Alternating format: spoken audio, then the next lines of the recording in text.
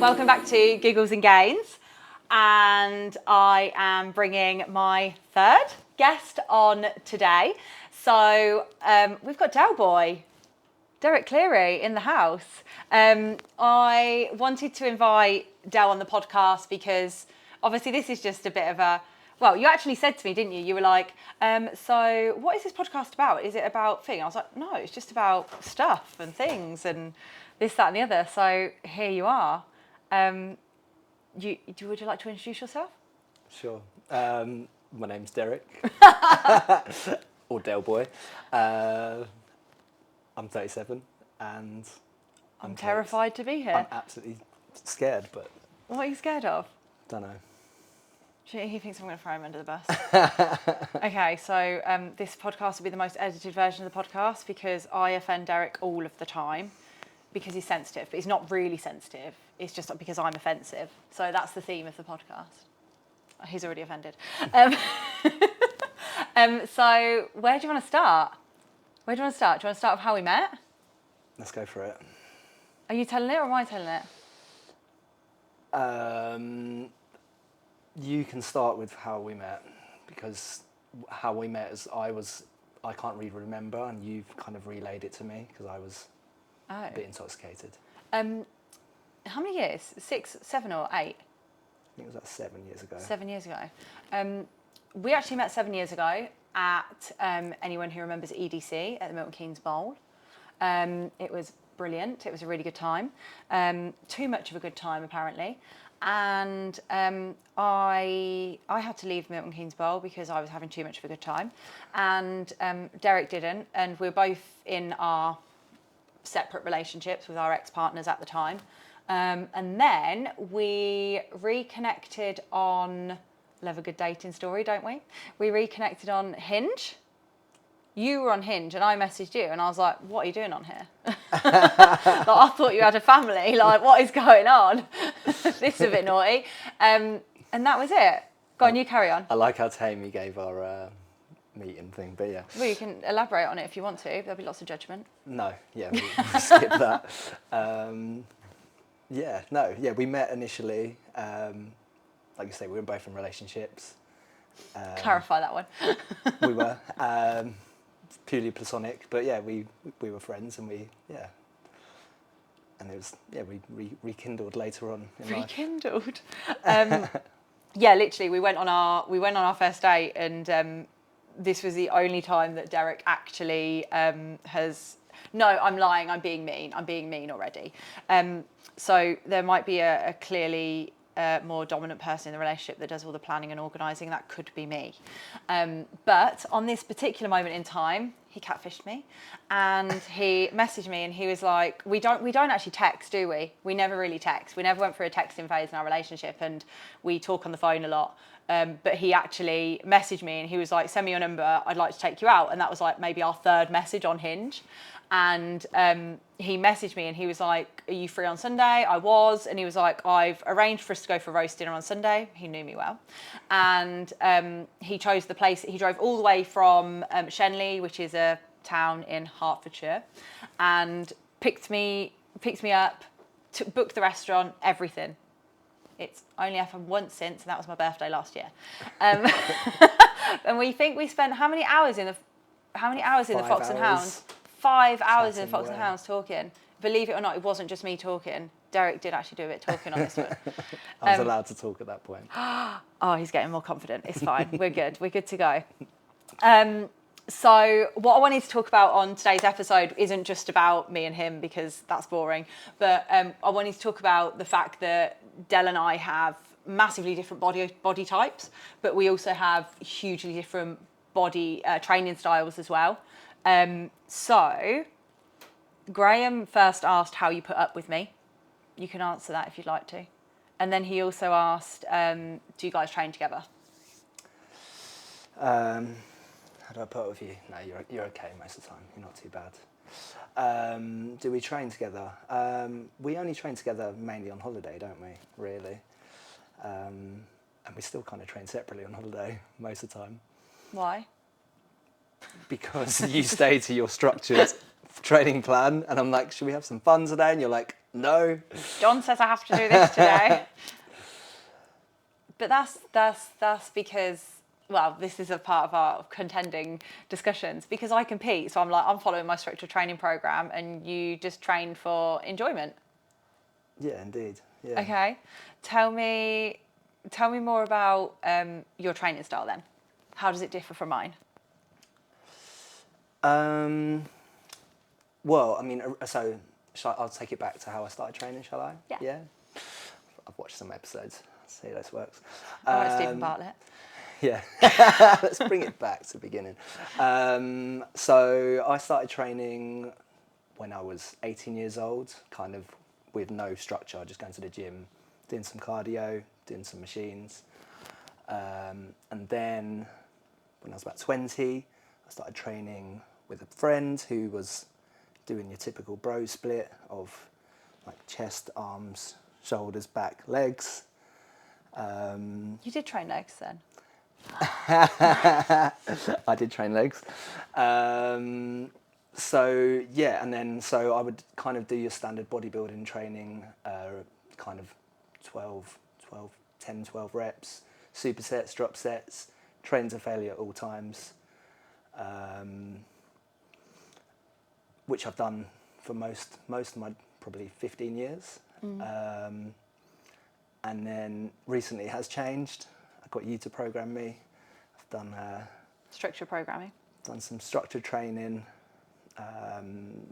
Never really aimed for numbers in the gym.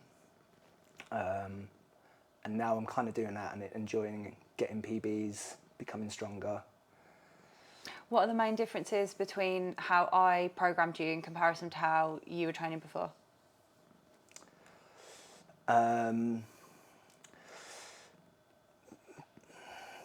Because you're training to failure all the time, how I used to train, it's quite hard to progress because you're tired, aren't you?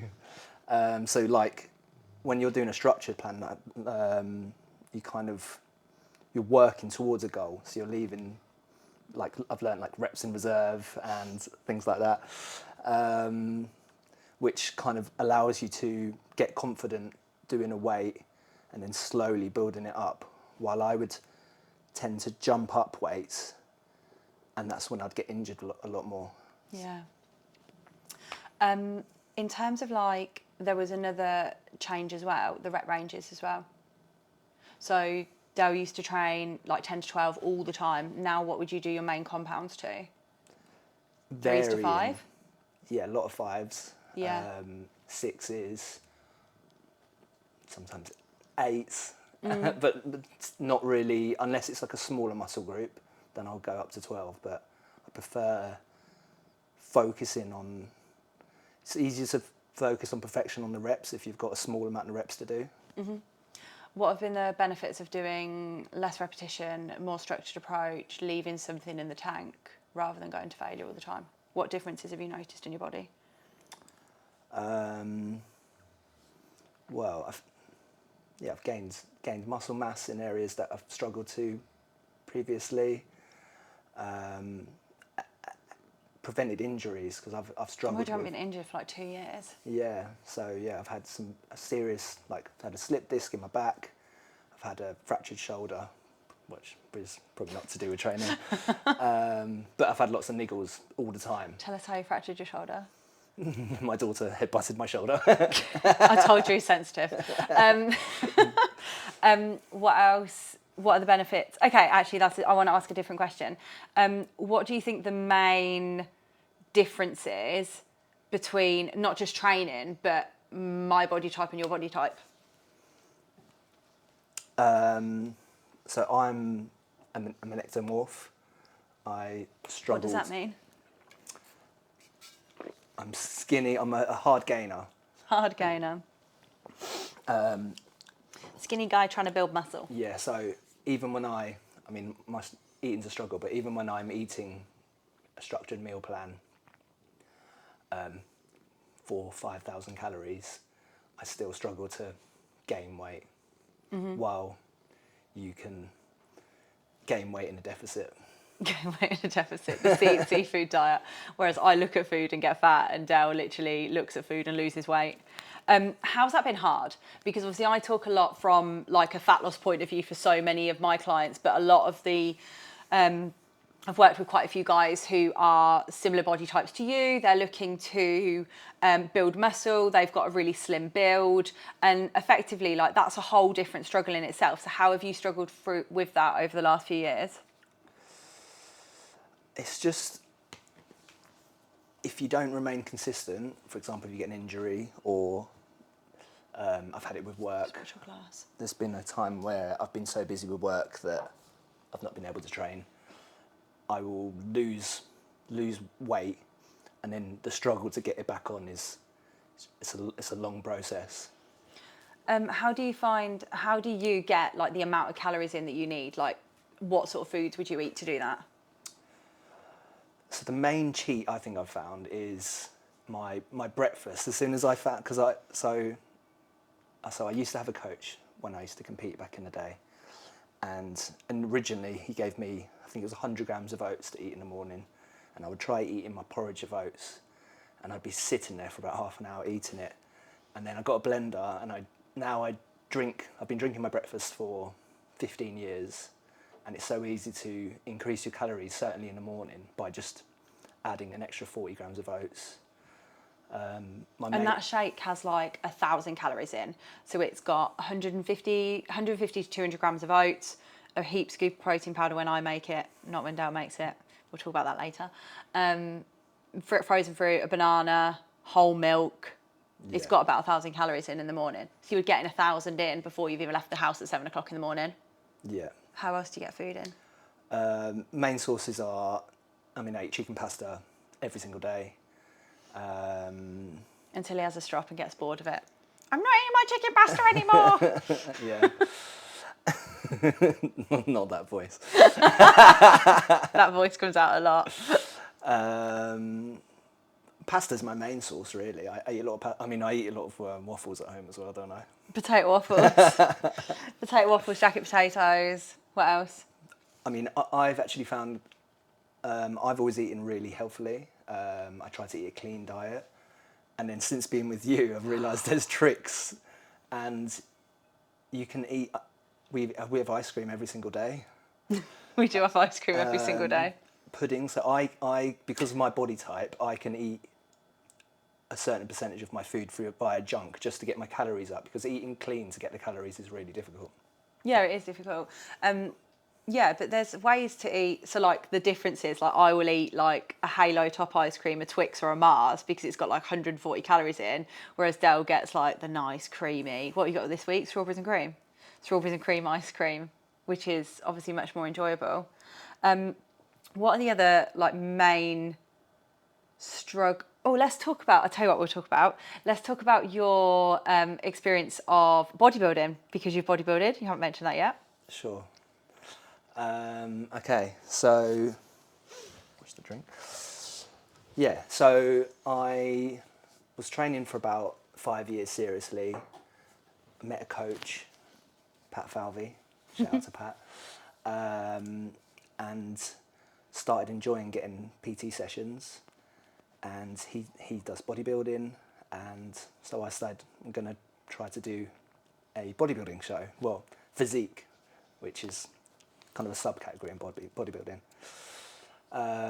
So yeah, did a 16-week prep, came second in my first show, then got invited to the British finals, then had a bit of a wobbly time between there, because I was just like, I didn't want to do another prep, like, because it's like landed immediately after, so it was like 16-week prep, had like a week of relaxation, and then straight into an 11-week prep.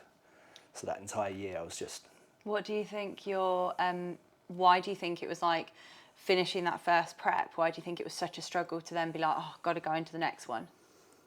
So the first one's like the unknown. So everything you've never experienced it. You don't know how hard the last few weeks are.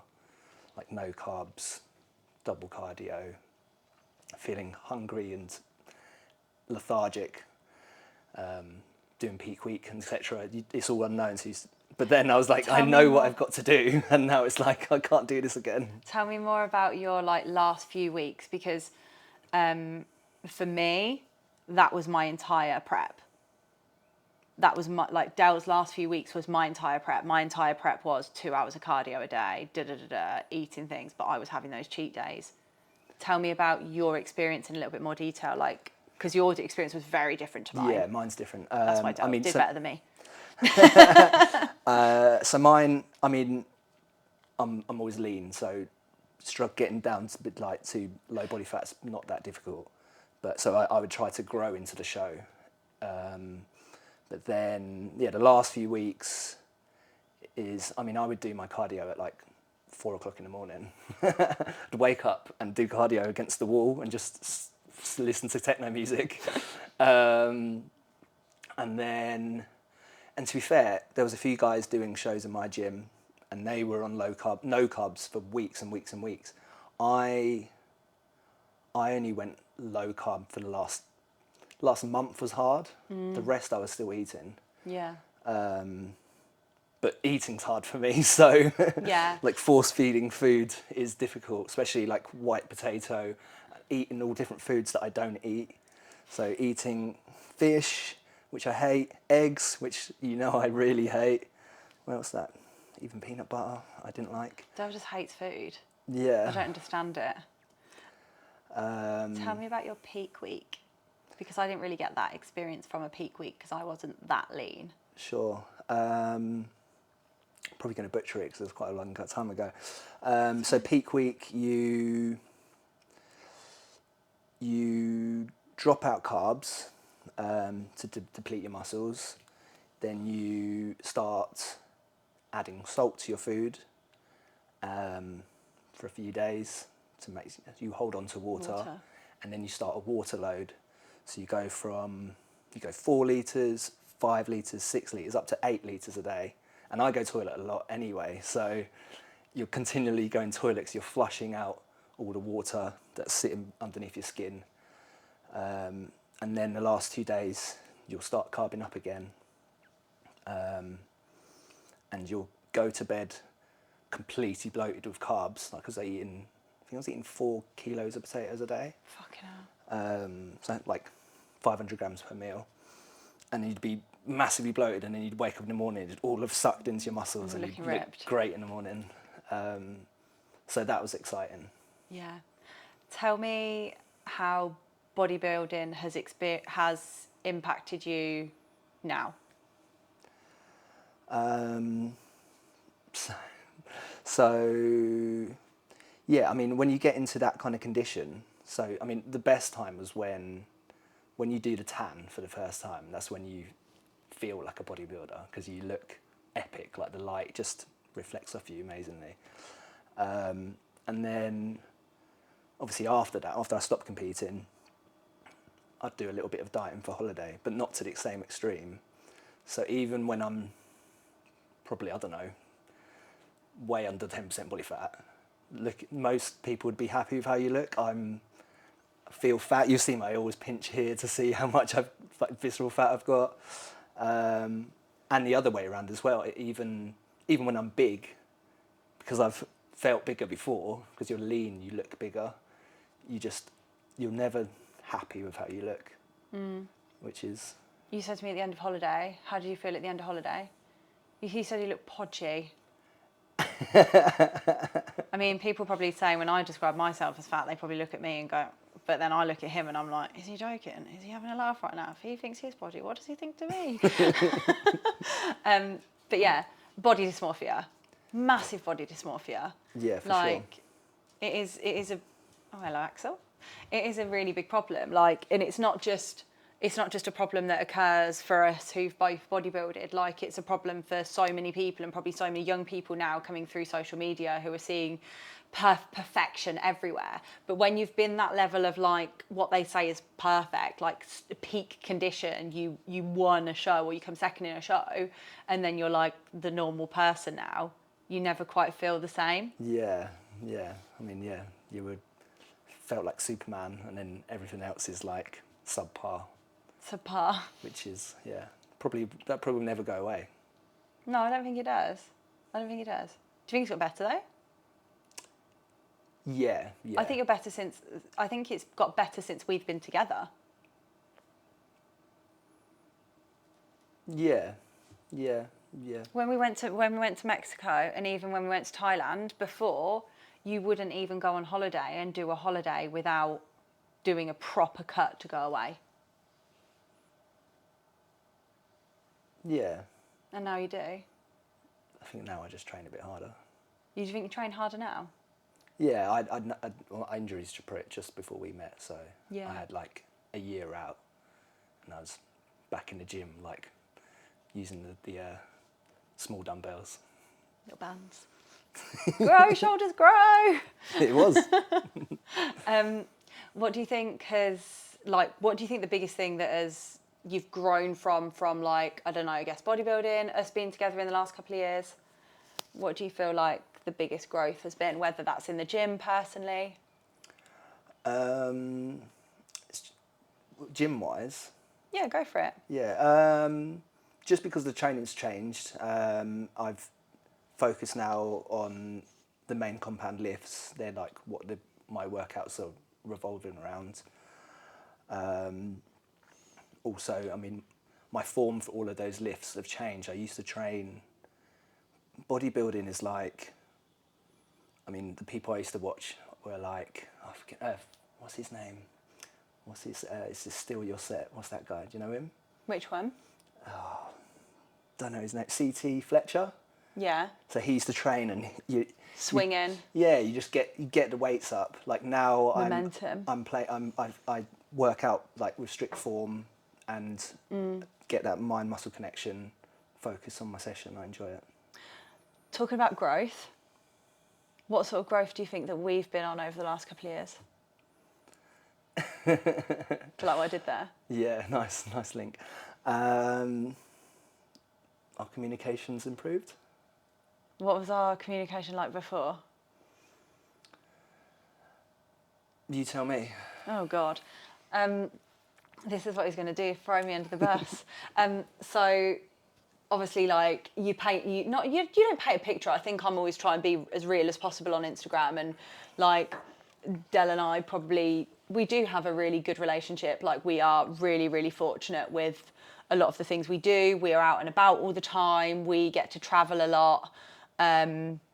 We've had a pretty damn good relationship. I think we booked Mexico after our third date, didn't we? And went to Mexico. We'd literally been on 3 dates, and I was like, I really want to go away. Do you want to go away? And that was it. We booked it. And that's literally been the kind of like the theme of our holiday. I say I want to do something, we do it. But I guess the biggest thing for us is like we spent the majority of our relationship, we talk a hell of a lot, or I do, and we don't really watch TV, we listen to music a lot, and we sit and chat. But ironically, one of probably our biggest things that we actually do struggle with together is communicating. You want me to say how? Okay.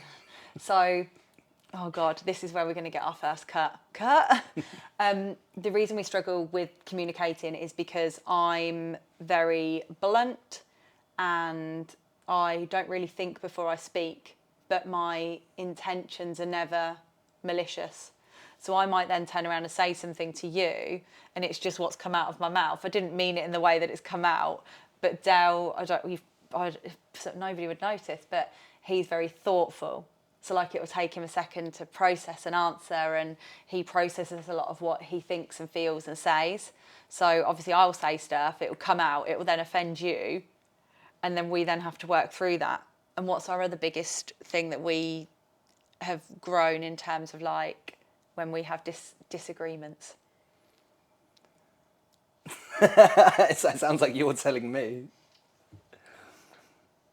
I'm not sure what you're getting at. How we process our arguments. Yeah, sure. Yeah, that's. I mean, yeah, like you say. I take things you say literally because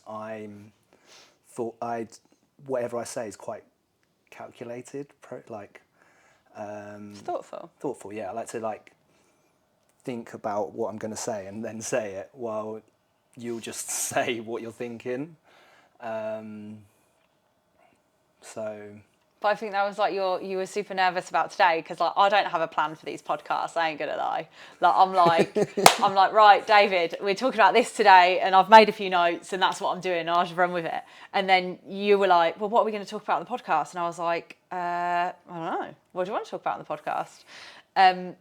In terms of like that though, the way that we process that obviously has been a massive thing that we've had to work through together, because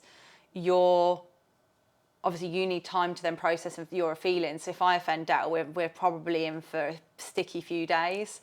Whereas if Del offends me, I'm a Gemini, I've got over it within like, I'm like, can we be friends now? Are you ready? Are you ready to move on? And he's like stewing, or left the building, absolutely left the building. But one of the biggest things I've been really open to talk about on the pod has been like my experience of having therapy and those sorts of things. And we actually had combined therapy together. We did like 6 weeks, didn't we? 6 different blocks. And that was, you were like, you didn't, okay, do you think it helped now? Yeah, on reflection, it helped massively. Oh my God, it's the first time you said that. But Why?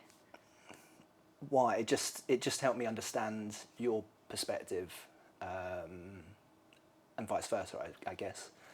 At the time, it felt like it was causing more harm than good, because it was like bringing up issues that we've kind of resolved via ourselves.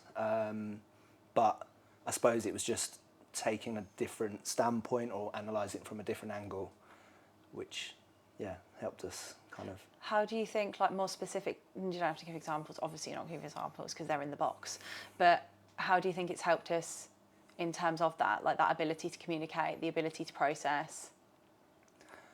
Well, for me, it's just our arguments are, sometimes they're prevented, or they used to like, I'm a super calm person until I'm not, and then once I'm gone, that's it.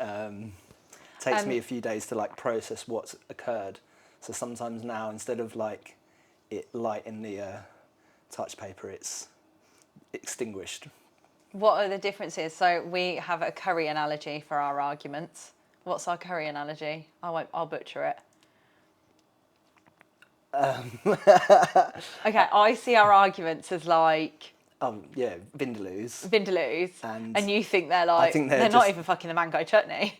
Like they haven't even gone on the scale yet. Yeah. And I think that's like a huge thing, because I find like arguing really, really traumatic, whereas you're more comfortable having a good old argument. Yeah, I don't mind an argument.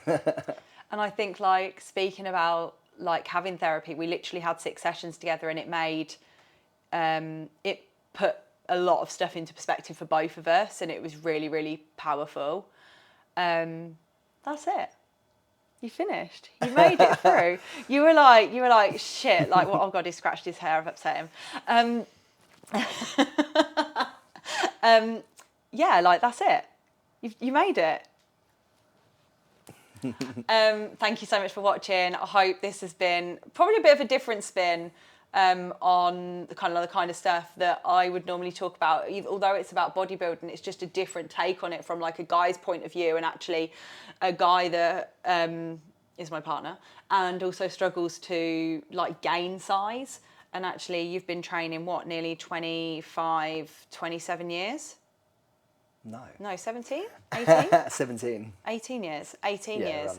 Around Sorry. He's wasn't now training when I was 47.